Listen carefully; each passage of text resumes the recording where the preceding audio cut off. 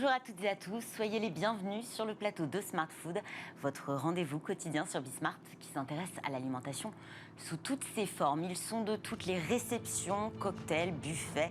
Ce sont aux traiteurs que nous allons nous intéresser aujourd'hui.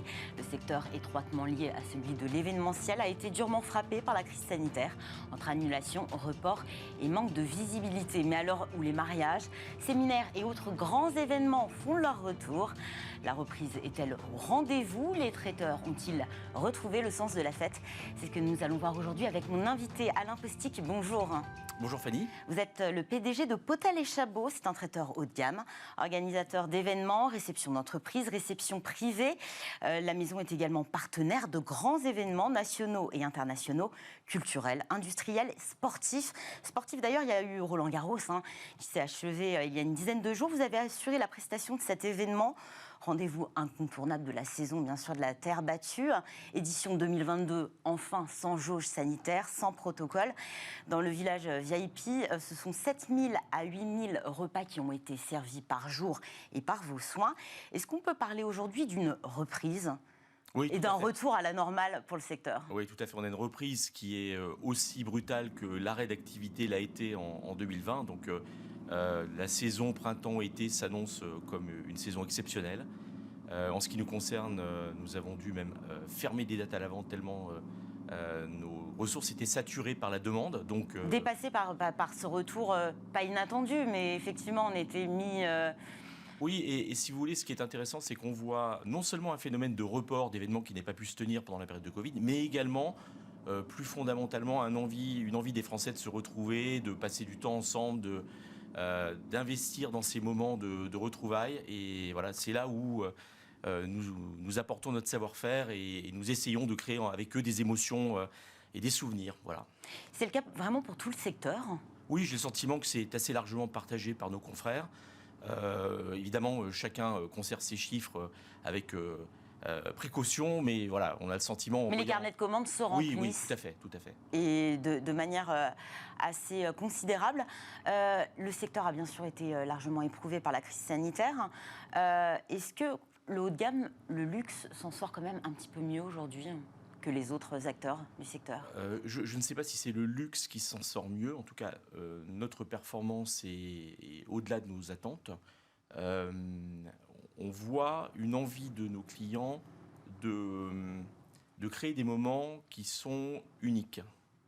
Donc peut-être aussi l'envie, après des années plus difficiles, de mettre l'emphase sur l'importance des moments qu'on passe avec sa famille, avec des clients, avec des invités de marque ou pas. Et donc de ce point de vue-là, l'attention aux détails, je pense que c'est plutôt ça qui fait notre différence. L'attention aux détails est quelque chose sur lequel nos clients nous challengent et nous demandent de les aider à créer avec eux. Et vous êtes au rendez-vous Tout à fait. Effectivement, je parlais de cette crise sanitaire, l'événementiel, toutes les célébrations ont été mises à l'arrêt, puis tout ça a été fortement ralenti avec pas mal de contraintes, le protocole sanitaire, les jauges. Comment Potal et Chabot a traversé cette crise ? Alors effectivement, en début 2020, nous avons subi un coup d'arrêt vraiment total, puisque sur l'exercice 2020, nous avons perdu 90% de notre chiffre d'affaires. Donc ça a été très compliqué. Financièrement, tout d'abord, puisque nous avons mis en place des actions qui ont permis de restructurer l'entreprise d'un point de vue financier. Alors, ça a été un travail avec nos partenaires bancaires, un travail avec les services du gouvernement également, les aides de l'État dont vous avez entendu parler qui sont mises en place. Est-ce que le quoi qu'il en coûte a été à la mesure pour le secteur ? Tout à fait. Vraiment, le gouvernement a été présent. Les moyens mis en œuvre ont permis la survie d'un secteur qui, sans cela, n'existerait plus du tout aujourd'hui. Donc, vous voyez, nous, on avait également l'avantage de représenter un bout de l'histoire de France, puisque nous sommes présents depuis plus de 200 ans. Donc, nous avons participé au moment important de la vie du pays. Et je pense que ça a aussi motivé l'attention et les efforts des des gens qui nous gouvernent pour faire en sorte qu'on soit toujours là aujourd'hui. Entreprise patrimoniale, Oui. Effectivement, la rencontre de Potel et Chabot, il y a un peu plus de 200 ans, c'est 202 ans précisément. 202 ans, 202 bougies cette année. Vous parliez effectivement d'efforts, il y a eu un accord de restructuration. Oui. Est-ce que cet accord nécessite forcément un changement de stratégie dans votre activité ? Non, ce n'est pas l'accord qui nécessite un changement de stratégie, c'est finalement le côté salutaire de la crise qui nous a permis de réfléchir également et de constater que, indépendamment de cette crise, nous avions la nécessité, puis aussi la responsabilité en tant que leader du marché, de réinventer notre métier et de se poser des questions sur les fondamentaux de ce métier. Justement, quelles sont les particularités de ce métier, j'imagine une organisation à toute épreuve?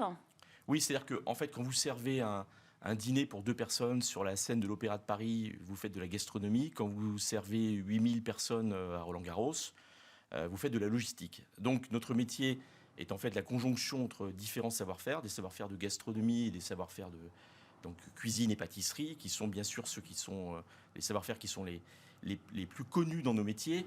Mais l'organisation en clé de voûte. Voilà, exactement. Et c'est ça qui permet à l'événement de fonctionner. C'est-à-dire que c'est une chaîne finalement qui commence très en amont. Si on prend l'exemple de Roland-Garros, le maraîcher avec lequel on travaille pour la production des mini-carottes dont on a besoin nous envoie 6 mois avant l'événement les photos de ses semis parce qu'il les produit pour nous. Et si on n'a pas une chaîne de fournisseurs et de partenaires, très souvent artisans, qui travaillent avec nous pour permettre d'avoir cette qualité au moment où on en a besoin, eh bien, ça ne fonctionne pas. Vous parliez effectivement de cette gastronomie, puisque ça reste des recettes. Il y a beaucoup de travail aussi en amont sur déjà, quelles tendances, quelles recettes, et puis tout le sourcing, les produits. On vous challenge aussi sur cette partie, la partie finalement cuisine de l'activité traiteur. Alors, on nous challenge sur 2 types de choses. On nous challenge sur notre capacité à proposer des choses nouvelles. Ça, j'ai envie de dire, ça n'est pas nouveau, ça a toujours été le cas. Et on nous challenge également sur le mode d'innovation qu'on met en place. Et de ce point de vue-là, on sort d'une culture un peu ancestrale. On n'attend pas uniquement que ce soit bon dans l'assiette, c'est ça ? C'est non seulement ça, mais on attend de notre part qu'il y ait une réflexion sur le ton de l'événement qu'on va créer, par rapport, en accord avec l'état de la société et de ses préoccupations. Donc, durabilité, j'imagine. Durabilité, mais également des tendances de mode, tout simplement. C'est-à-dire qu'on achète des cahiers de tendances comme une marque de luxe, on sélectionne les tendances du moment, on fait des briefs et ensuite on demande aux différentes composantes de l'organisation, la cuisine, la scénographie, les arts de la table, de réfléchir à la façon de répondre à ce brief de la façon la plus cohérente possible. Et donc ensuite on crée des collections. Et on va les renouveler tous les 6 mois de façon à s'inscrire dans l'ère du temps. Voilà. Beaucoup d'entre nous, j'imagine, n'ont pas eu la chance d'aller à Roland-Garros. Qu'est-ce qu'on a pu retrouver lors de cet événement qui colle parfaitement à la tendance du moment? Par exemple, nous avions dans notre espace Potel et Chabot, puisque nous sommes également partenaires du tournoi, nous avions un mixologue qui proposait des cocktails sans alcool ou des cocktails low alcool.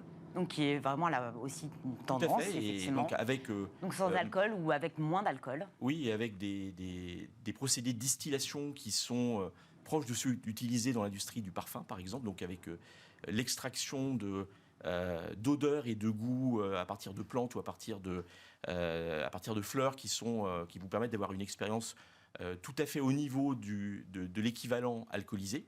Donc le plaisir est là et on découvre des sensations nouvelles. On a travaillé avec des produits avec lesquels on ne travaillait pas auparavant. Par exemple, on a proposé un risotto de konjac, alors que la plupart de nos invités n'avaient jamais goûté du konjac et n'imaginaient pas le goût que ça pouvait avoir. On avait une magnifique tarte au chocolat vegan. Donc vous voyez, on évolue également par rapport aux attentes des consommateurs et surtout, on leur fait découvrir des choses. Et c'est ça notre responsabilité de leader, c'est d'emmener tous ces clients qui ne se définissent pas comme véganes ou bien comme non consommateurs d'alcool sur des territoires gustatifs et d'expérience où ils vont avec confiance grâce à nous. Et finalement, ils rentrent à la maison en disant finalement, c'était pas si mauvais que ça, au contraire, c'était même plutôt bon. Et j'ai envie de continuer à manger autrement. Puis je me suis senti mieux après le repas aussi. Parce que j'ai consommé peut-être moins de protéines animales Et donc j'ai regardé du tennis avec plus d'attention. Voilà. Ça colle aussi avec la nouvelle identité de Potel et Chabot, une identité repensée pendant la crise sanitaire, de vouloir rendre chaque moment inoubliable, exceptionnel. On va manger quelque chose qu'on n'aurait peut-être pas l'habitude de manger au quotidien. Oui, il y a j'ai envie de dire, une forme d'alchimie qui se crée dans le travail, par exemple, de nos cuisiniers qui réalisent des actions extrêmement précises, extrêmement simples, mais au bon moment et de la bonne façon. Et la coordination de tout cela de façon extrêmement rigoureuse, à la fin, vous propose une assiette qui est poétique, qui est magique. Donc il y a une forme de transformation qui a lieu, qui ne s'explique pas forcément très, très précisément, et c'est ça qui rend ce métier tout à fait attachant. C'est-à-dire que à travers cette magie qu'on parvient à réaliser dans l'assiette, on crée des émotions qu'on voit sur le visage de nos invités. Et puis, si cette émotion est positive, eh bien, elle devient un souvenir et on est associé au moment important de la vie des gens. Et c'est ça qui fait notre fierté. Émotion, poésie, mais à grande échelle, encore une fois. Oui, bien sûr, ouais. À grande échelle ou à petite échelle, mais il n'y a aucune raison que ça ne fonctionne pas aussi bien à grande échelle qu'à petite échelle. Il y a une très très grande échelle à venir, la Coupe du Monde de foot au Qatar en novembre prochain. Prestation historique pour Potel et Chabot, 120 000 couverts en un mois. Ça va ressembler à quoi l'organisation? Vous êtes déjà en train de plancher sur effectivement les menus, mais aussi peut-être comment ça va s'organiser entre cuisine, service? Oui, alors évidemment, on envoie une partie des équipes parisiennes pour organiser cet événement, mais surtout, en fait, on crée un projet à partir de rien, c'est-à-dire qu'on travaille avec un partenaire local pour avoir un laboratoire de production au milieu du désert. Qui va sortir de terre. Oui, voilà, exactement. On travaille avec des fournisseurs régionaux pour sourcer en avance les produits dont on va avoir besoin. Par exemple, vous avez d'excellents produits dans la région du Moyen-Orient, notamment qui viennent du Liban, qui sont fantastiques. Donc on travaille avec non seulement nos savoir-faire de gastronomes occidentaux, mais en faisant évoluer cette gastronomie par rapport d'une part aux attentes du consommateur, mais également par rapport à la réalité de l'existence des produits régionalement. Et puis évidemment, on a toute une responsabilité de recrutement et de formation de personnel, puisqu'on va chercher des gens... J'allais finir là-dessus. Qui viennent du Moyen-Orient, qui viennent du sous-continent indien, qui viennent d'Afrique de l'Est, qui n'ont jamais servi quelqu'un de leur vie. Et donc, on va les former, on va leur apprendre notre métier. Et ça fait aussi partie de l'héritage et de l'expérience qu'on va laisser derrière nous après l'événement et de la transmission. C'est un enjeu le recrutement actuellement. Est-ce que, comme la restauration dite traditionnelle, vous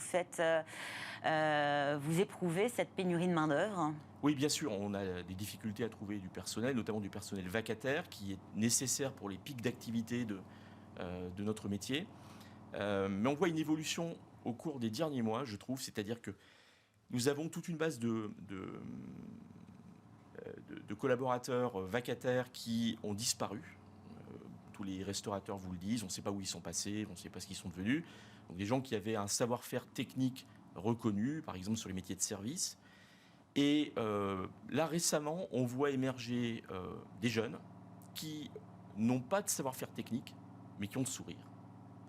Et finalement, on se rend compte sur un événement comme Roland-Garros que le fait de ne pas maîtriser parfaitement la technique de service est largement remplacé par l'attitude et l'envie de bien faire. Donc moi, j'ai envie de dire que finalement, vous avez tout un tas de gens qui critiquent la jeune génération en disant qu'ils ne veulent pas travailler, ils ne veulent rien faire. Ce n'est pas vrai du tout. Ils ont envie d'apprendre, ils sont heureux d'être là et à condition qu'on les accueille, eh bien, ça se passe parfaitement bien. Merci beaucoup Alain Postic, merci de nous avoir rejoints sur le plateau. C'est la fin de cette émission, merci à tous de nous avoir suivis, rendez-vous demain. Excellente journée à tous sur Bismart.